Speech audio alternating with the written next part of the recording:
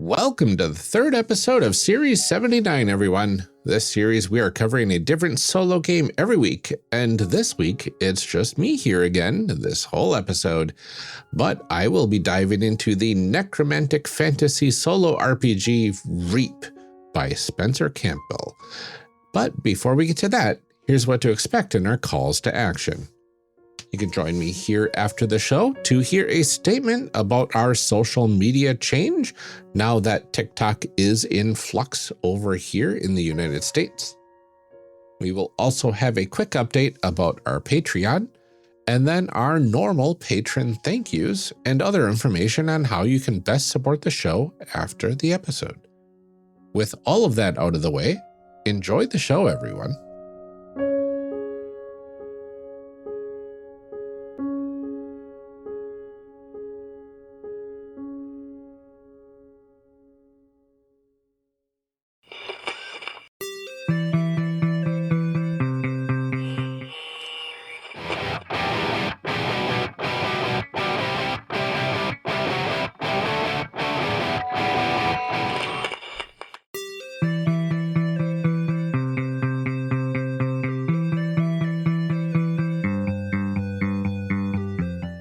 Welcome to Character Creation Cast, a show where we discuss and create characters, the best part of role-playing games, with guests using their favorite systems, and sometimes without guests. I'm one of your hosts, Ryan, and this series, we are continuing to do things a bit different, as we will be covering a different solo game every week this month, and this next game is a solo necromantic RPG called Reap, created by previous guest and friend of the show, Spencer Campbell. Let's go ahead and get into this, and we will start by discussing what this game is all about. What's in a game?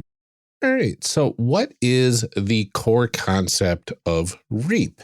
The core concept of Reap is that you play as a necromancer known as a Reaper who navigates a dying world called Oberon.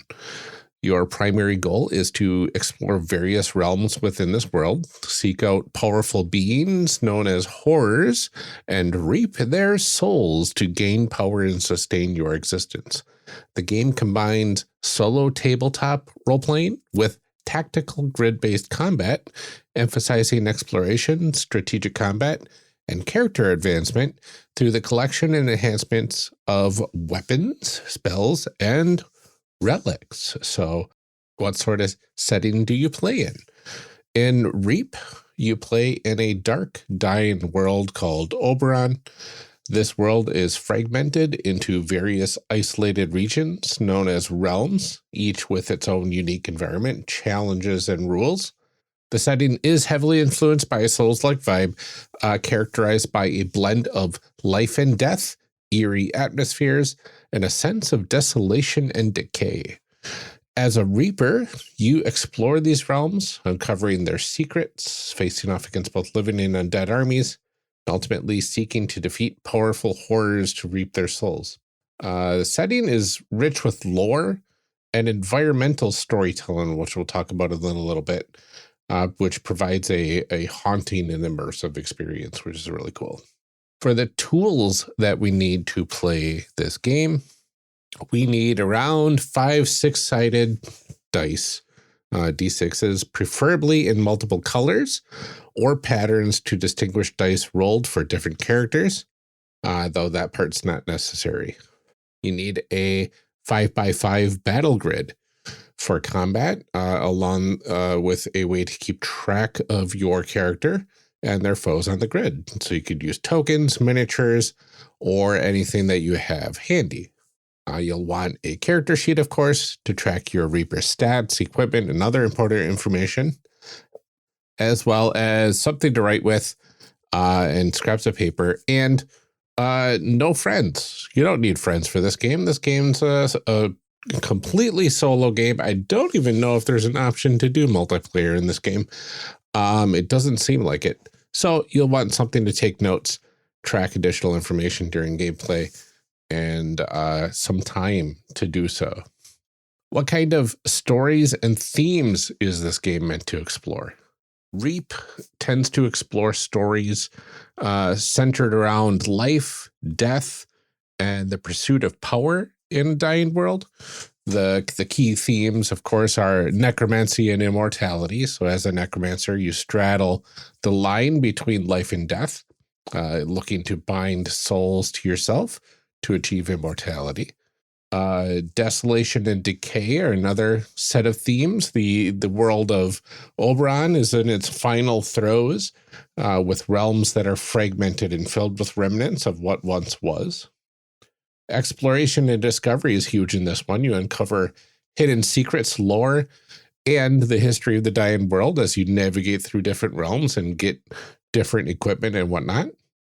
Combat and survival are big stories that you'll be dealing with here. So you're facing off against both living and undead enemies using tactical combat to overcome those who defy death.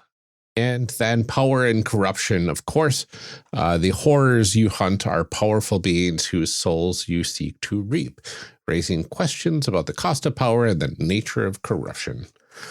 So the environmental storytelling is really big in this game. And then you basically piece together the narrative through exploration, combat, and through what sort of items that you find and whatnot. So what do characters do in this game? So in Reap, your characters are known as Reapers. And as a Reaper, you're going to be exploring the world by wandering through the different realms, moving between points on a map, which is dubbed a point crawl as opposed to a hex crawl. So different points kind of in a tree-like form with different forks and whatnot on the map allows you to very like SNES different action game sort of moving between different areas of the world has that sort of similar feel to it. Is really cool. Combat is a big thing that you'll be doing in the game. It's the tactical grid-based combat. And that's kind of the crux of your, effectively the Final Fantasy Tactics portion of this game. It lets you fight on a 5x5 grid, and you can use different weapons, spells, and relics to defeat your foes and survive. And there's different types of terrain and different configurations about each combat. It's really interesting. Reaping souls. So you'll be hunting and killing horrors to reap their souls, which can be used to enhance your equipment and gain new powers. You'll be gathering equipment, of course. That's your main point of getting more powerful. Completing actions. So there at each of the points, there's actions you can perform. So you can fight enemies, search for items, learn some lore, delve into quests, all that sort of stuff. So there's stuff to do at each of those points, which is interesting. You can attune the vessel. So there is a vessel that you need to attune to, and you need complete tasks to do that. Which is necessary to reap the soul of a horror. And then, of course, to advance. So a lot of the Souls-like games and this game as well, you advance through the game and get better and better gear so you can take on bigger challenges and whatnot. So overall, you're navigating a dark, dying world, balancing the exploration, the combat, and the pursuit of power through necromancy. So the unique thing about this game, there are a few things that are pretty unique about this game that haven't really seen much elsewhere, but one of the big things is the tactical grid combat that I mentioned. Combat takes place on a 5x5 grid, which emphasizes tactical movement and strategic use of weapons, spells, and relics to defeat your enemies before they can overwhelm you. The environmental storytelling that I mentioned, that the game emphasizes getting that story through exploration and environmental clues instead of direct narration to you. So from what I understand of a lot of the Souls-like games, that's very indicative of those games as well, where they don't really have a obvious straightforward plot until you start reading the items. And just like the Souls-like stuff, it has that Dark Souls-like vibe. It's eerie atmosphere that's inspired by the Souls-like video games. So it's effectively a take on playing out those Souls-like games in a tabletop role-playing solo way, which is really interesting. So there's not too much history to the game. It's pretty straightforward. The game kickstarted successfully in August of 2023, and it was released in early 2024, around February, I believe. Like most of Spencer's games, there was a quick turnaround due to the relatively rules-light nature of his games.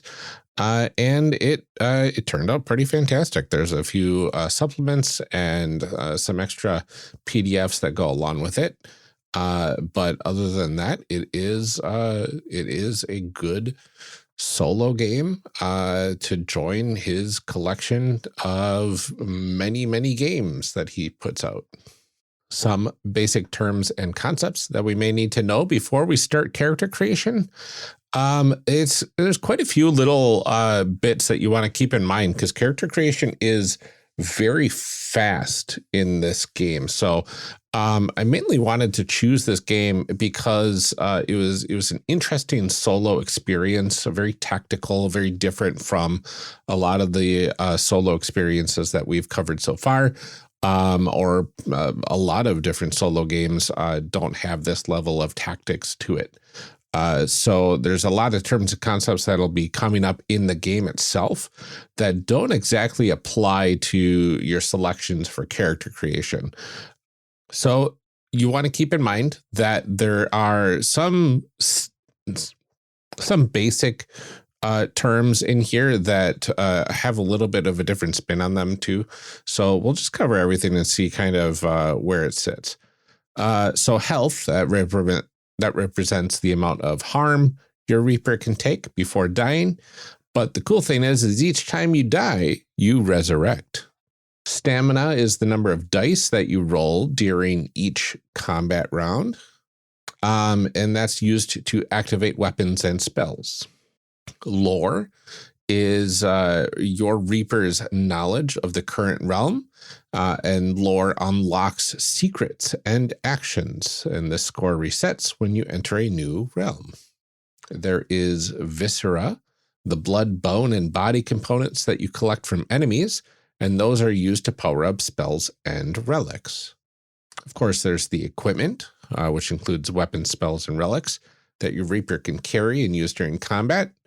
You can equip one weapon, 2 spells, and 1 relic at a time. So inventory management is definitely a big thing in this game as well. There are consumables to keep in mind. So these are items that provide specific effects when used, but you cannot carry them between realms unless that's otherwise noted. Vessel, a container of souls that must be attuned by completing tasks in a realm. So that's a necessity to reap the soul of a horror, which is kind of like the big bad of a realm, I imagine. The interesting concept that I found was this realm clock, a timer that tracks the world's resistance to the Reaper with cyclical or singular effects when filled. So that probably depends on the realm that you're in of what those effects do. Of course, there's the horror, which is the powerful being at the heart of each realm, whose souls you seek to reap. The point crawl system, which we mentioned before, that's how you explore and move between points on a map. And each of those has its own unique actions and challenges, as well as the combat grid. So those things you'll keep in mind during play.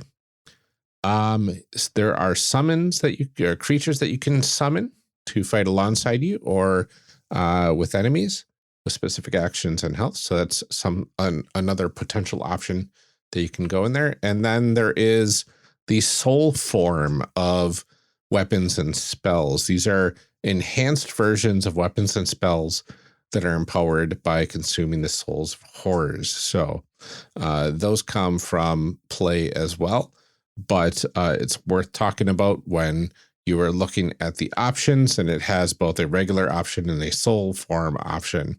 It might change what we want to pick there. So with that out of the way, I think I'm ready to make a people. Let's make some people. Okay, this might be one of the more quick character creation sessions in this series, if not the quickest. It's really, there's not too much options to choose from. So you start the game with 10 health, right? And you get 2 stamina, 0 lower to start. And then your viscera starts at 0. Now, one thing you have to keep in mind, at the start of the game, your Reaper can carry 3 of each type of viscera: blood, body, and bone. And that's the capacity. That capacity can be increased over time. And on the sheet, there is a red blood drop, there is a blue body symbol, and there is a white bone symbol. And I'm just going to put 0 for all of those to start. Then I have a slot for 2 spells and a weapon and a relic. And it's worth pointing out that all of these abilities, all of those spells, the weapons, the relics, all of that are all in printable card form. So it gives you instructions on how to create the cards. You effectively print them out on one sheet, cut them across, and then fold them in half vertically to create a front and a back for the regular version and the soul form version of what you get. And there's quite a few to choose from in here. So this is going to be the meat of the character that we are creating here.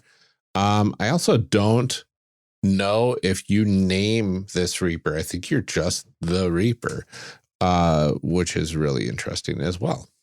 So first thing we need to do is choose 2 starting spells and 1 starting relic.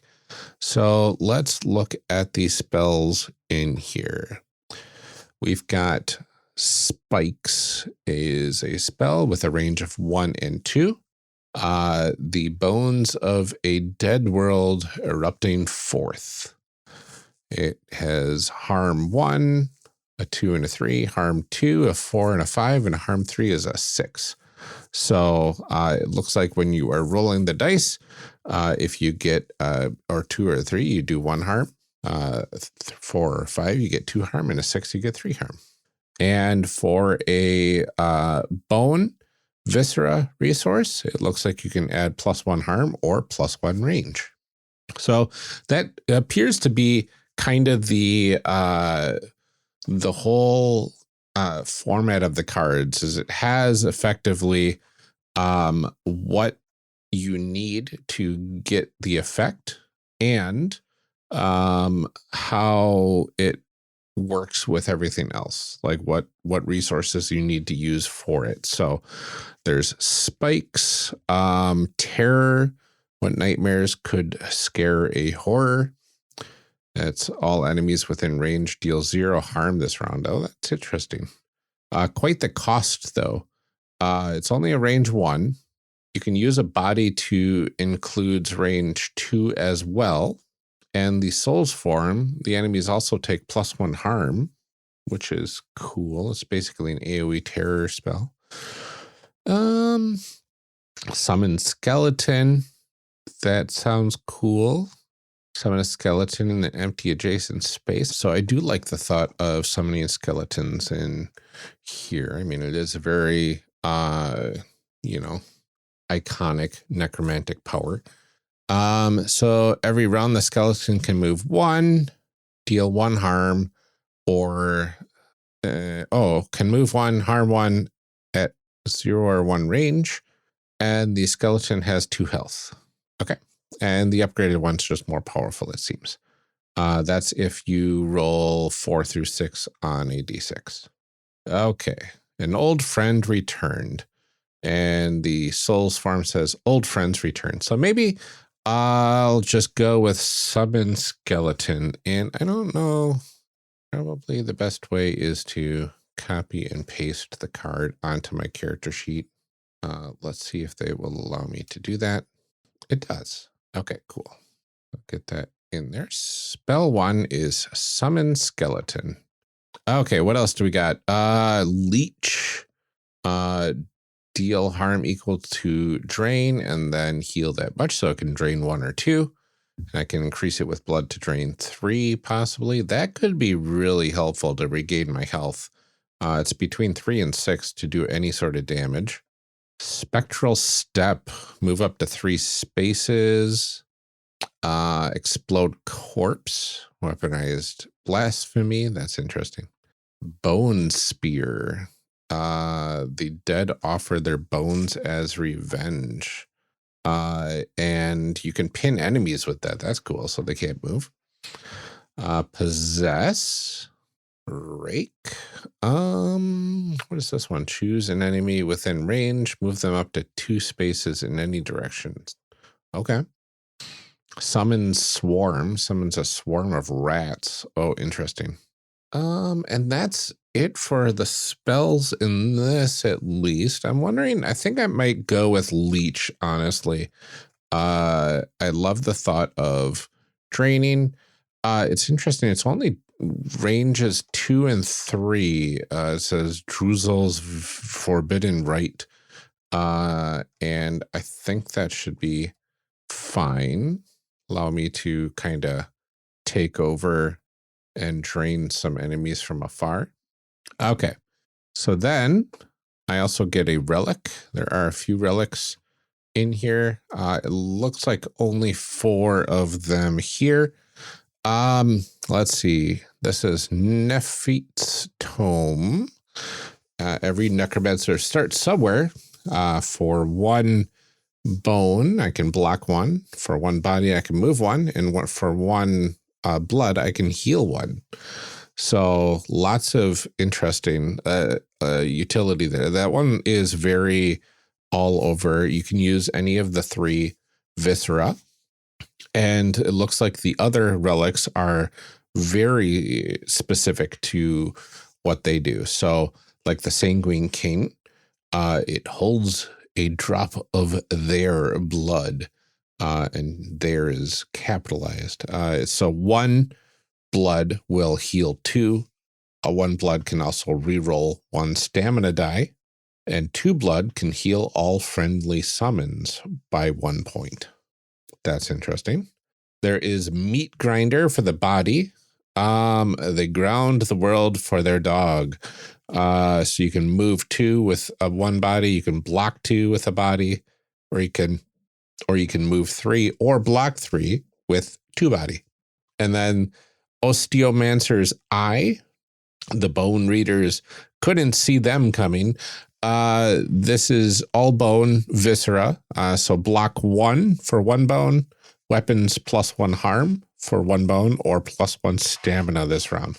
So do I want to be able to lock into any of those specifically, or do I want to go more well-rounded? I might stick with the well-rounded relic, or do I heal? I mean, I've got summon skeletons, right? So maybe I go with the Sanguine King relic, and that will let me do some healing, which will be good. All right, so got my relic, the Sanguine King. Allows me to heal myself, reroll stamina dice, and heal all friendly summons, which could be helpful. Seems like it's a little bit more advanced of a relic, but that's okay. And then finally, you start with a weapon, and the weapon that you start with is a scythe, of course. Because what does it say? What kind of reaper would you be if you didn't carry a scythe? So we have the starting equipment here. Scythe, weapon, blade, range 1, cutter of threads, reaper of souls. Move 1 and harm 1 on a 2 and 3. On a 4 and 5, you can move 1 and harm 2. And on a 6, you can move 2 and harm 2. So that's an interesting way how you move around is utilizing your weapon on there. I do like that. Okay, so I got my weapon, my relic, my spells.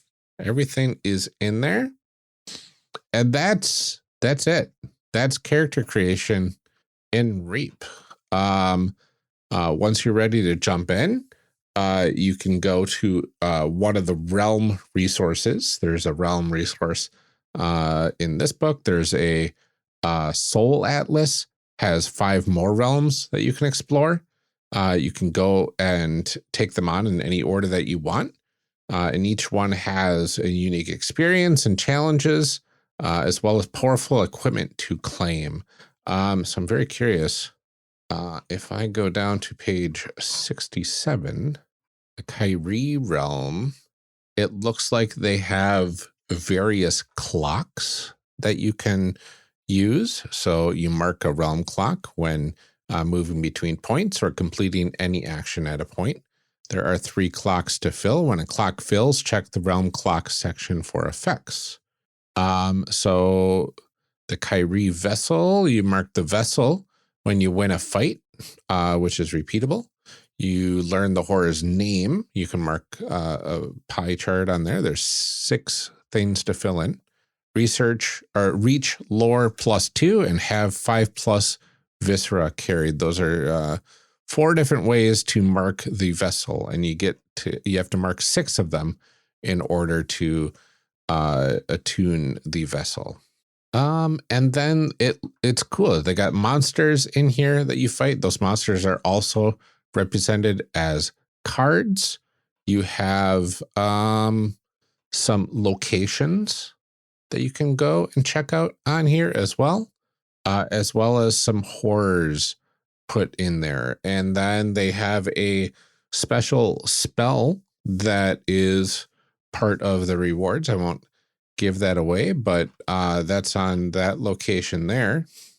And that seems to be kind of it. You just kind of go through and fight these things in grids and get more powerful, get some viscera and some lore, and dive through the realms. That's pretty cool. Okay, so let's dive into the discussion on this, the character sheets and layout for this. The character sheets in this game are as simple as they need to be. It's as simple as that. They have a spot for your health, stamina, and lore, and your viscera, the blood, body, and bone, right at the top of the sheet. And then just places that you can physically put the cards of the stuff that you're taking with you. So if you've got your Summoned Skeleton card and Leech card, Scythe and Sanguine King cards printed out, and you've got the sheet printed out, you can simply just put the cards on your sheet and be good to go. And that's it. It has a pretty simple layout. It's got some nice edges and outlining to it. And there's a cool like runic symbols along the left side of the page that gives it a little bit of atmosphere. Yeah, it's I don't think there's anything like too surprising or anything about these sheets. It's very easy to use, very easy to see where everything's supposed to go, and it does what it needs to do. And this game is very rules light for a reason. And it's all about the tactics and that 5x5 grid and learning about the cool stuff that you can find, and then getting more powerful. So very interesting that you can get a lot of this from the sheet. Also, notable absences. There is no like XP markers at all, because that's not part of it. Like all of the other stuff is through the realm handouts, I guess you could call them, or printouts. So a lot of the meat of the game is in those realm sheets. So It's interesting. For character creation, how do we think character creation in Reap stacks up to the other systems that we've played, and even the other systems that we just covered in the previous weeks?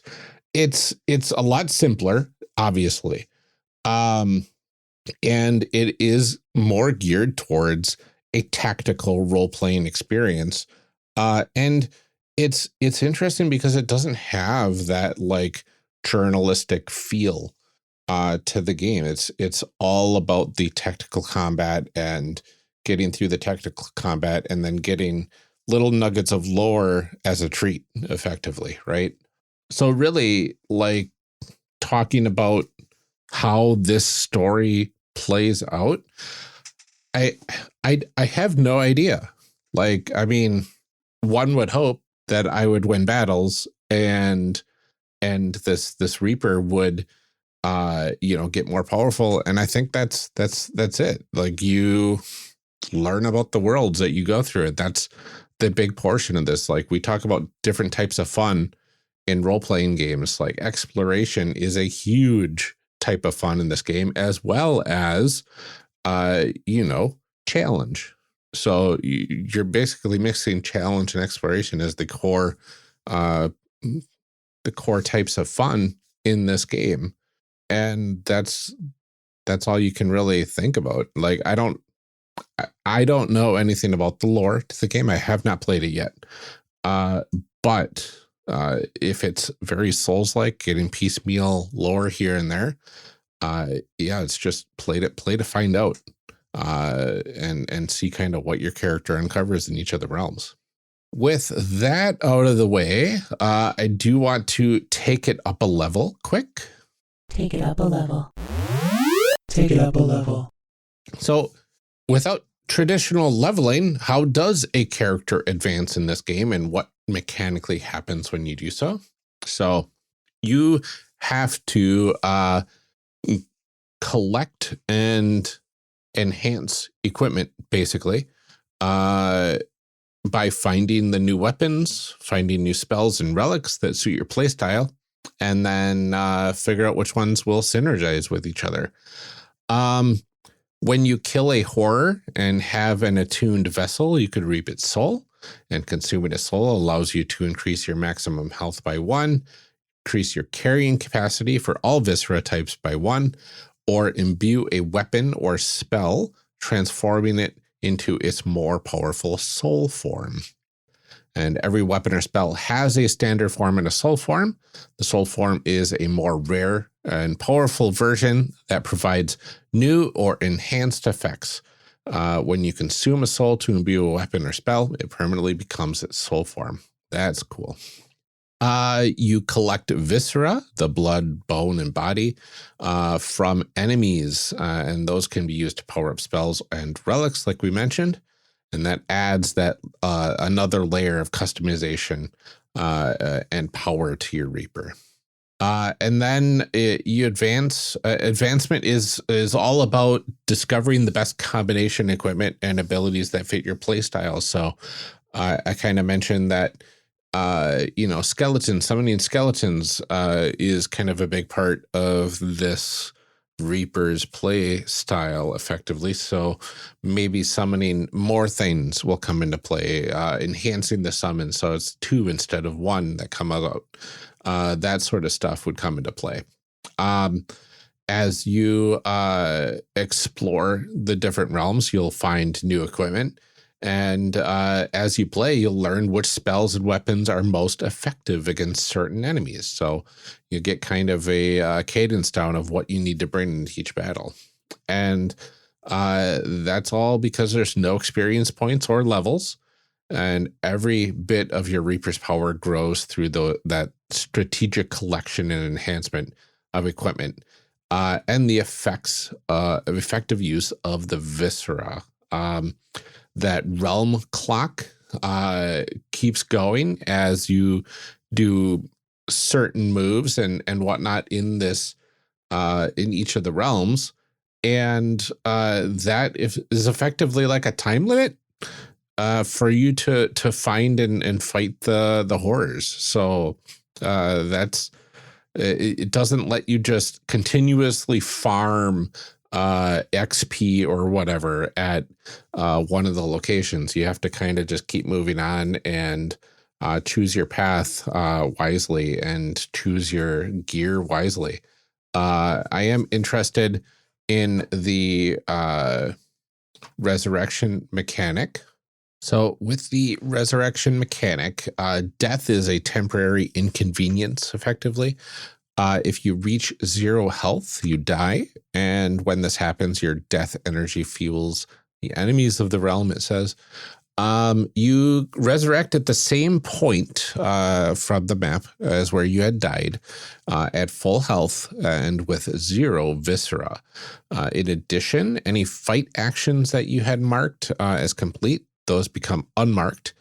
And the enemies have been reborn and seek vengeance upon you. The one exception to this are fights which have a unique enemy type, and enemies that were labeled unique do not resurrect upon your death, and so their fight actions remain marked. That's pretty cool. So resurrection allows you to learn from your mistakes and try different strategies without the fear of permanent loss. It also emphasizes the importance of managing your resources and planning your actions carefully to avoid repeated deaths. So yeah, that's basically Reap in a nutshell. It's a very straightforward game. It's simple to get into. There's not too much to read through. And the combat system seems pretty intuitive once you read the rules. So there's things like line of sight, different terrain types, movement and range, of course. We talked a little bit about the range. It's measured by the number of spaces away something is. So range lets you know specifically how far away a target must be in order for an enemy weapon or spell to have effect. And line of sight, of course, is you need to be able to see the target, and some terrain can get in the way. Permanent terrain blocks line of sight, but characters do not. If a line can be drawn from one corner of a character space to a corner of their target space without going through or along permanent terrain, they have line of sight. And of course, there is consumables. So during your exploration, you come across a number of those, and they'll tell you kind of what they do and how to use them. And there are also key items that are rare items that can only be used once. These items usually do not provide an effect to the Reaper. Instead, they are spent somewhere else within the realm in order to activate a particular event or situation. I'm sure that comes up in the realm sheets as well. And that is Reap. This game, pretty cool. It's a very interesting solo tactical Souls-like RPG. It definitely gives those vibes of going through on your own and taking out monsters and big bosses and stuff like that, all condensed down to a 5x5 grid and a bunch of cards. So thank you so much for joining us for the third of our solo RPG series of episodes where we covered Reap. And thank you to everyone for listening. Please join us next week as we wrap up our first solo RPG series by covering a game that I've been wanting to check out since I heard about it, Colostal. We'll see you next time. Call to action. Yeah, like that. Okay, so turns out not too much different between characters in Reap because it's all about the strategy and not so much about the character. The story comes from the exploration of the world. And the fact that all the characters, all the Reapers are effectively unnamed reaping machines goes very much with the lore of the game, which is really cool. It's gives a very like silent reaper traveling across the lands ominously and taking out horrors as they go, and then suddenly disappearing once their job is done. Really interesting to think about how the people of that world would react to this sort of happening. But before we let you go for the day, we do have some calls to action. First up, TikTok has gone into a state of flux, I guess, over here in the United States, which started with President Trump trying to ban it back in 2020. And now that same president trying to be its quote unquote savior 5 years later. For now, we here at Character Creation Cast are still mostly active on Bluesky because Twitter is a dumpster fire. And you can find us on Bluesky at creationcast.net or our various other social media logins in the show notes. Will we migrate to a new short form service in the future if TikTok does go away for good? Possibly. There is some interesting stuff surrounding the AT protocol that powers Bluesky that would create a short form video format based off of videos that people post at Bluesky.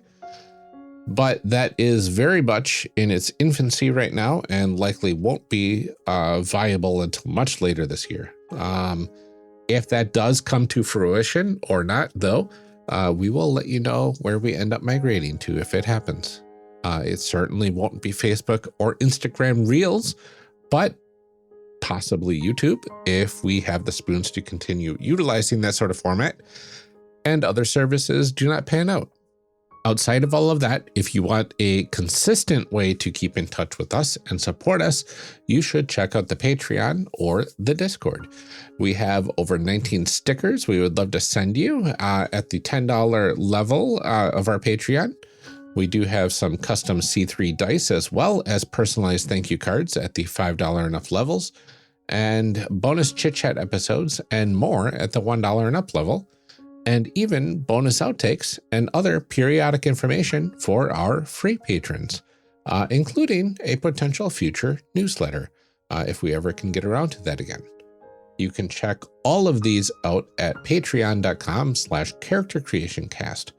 Or if you want to just join us in discussing the show or other topics about TTRPGs and get the latest show announcements, you can do so on our Discord at discord.charactercreationcast.com.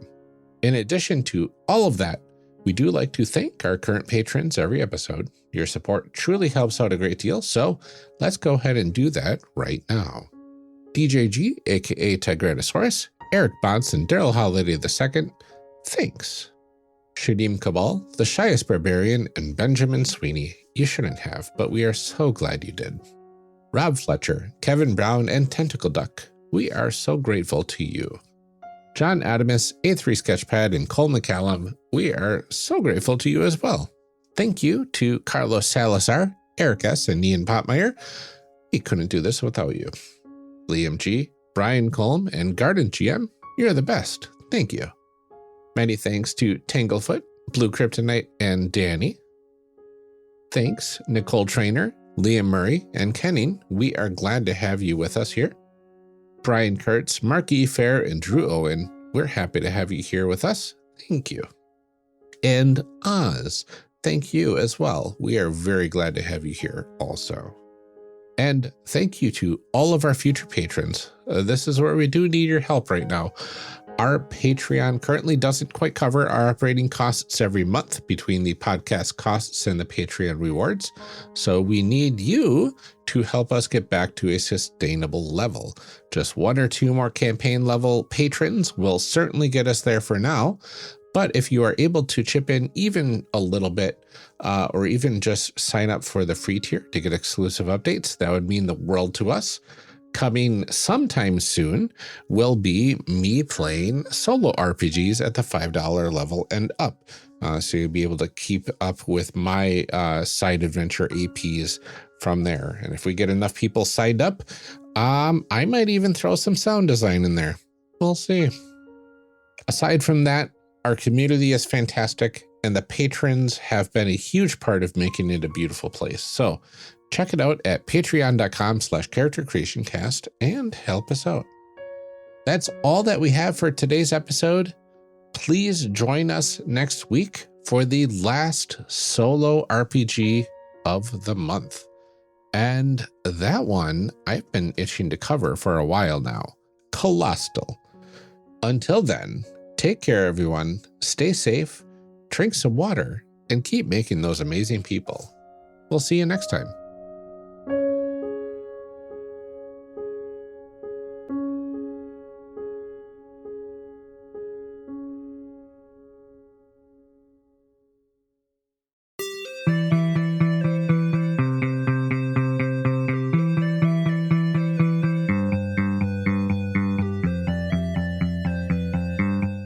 Character Creation Cast is a production of the One Shot Podcast Network and can be found online at www.charactercreationcast.com. Head to the website to get more information on our hosts, this show, and even our press kit. Character Creation Cast can also be found on Twitter and Bluesky at CreationCast, or on our Discord server at discord.charactercreationcast.com. I'm one of your hosts, Ryan Boelter, and I can be found on Twitter and Bluesky at Lord Neptune or online at lordneptune.com. Our other host, Amelia Antrim, can be found on Twitter and Bluesky at Ginger Reckoning. Music for this episode is used with a Creative Commons license or with permission from the podcast they originated from. Further information can be found within the show notes. Our main theme music is Hero Remix by Steve Combs and is used with a Creative Commons license. This podcast is owned by us under Creative Commons. This episode was edited by Ryan Boelter. Further information for the game systems used and today's guests can also be found in the show notes. If you'd like to support our show, find us on Patreon.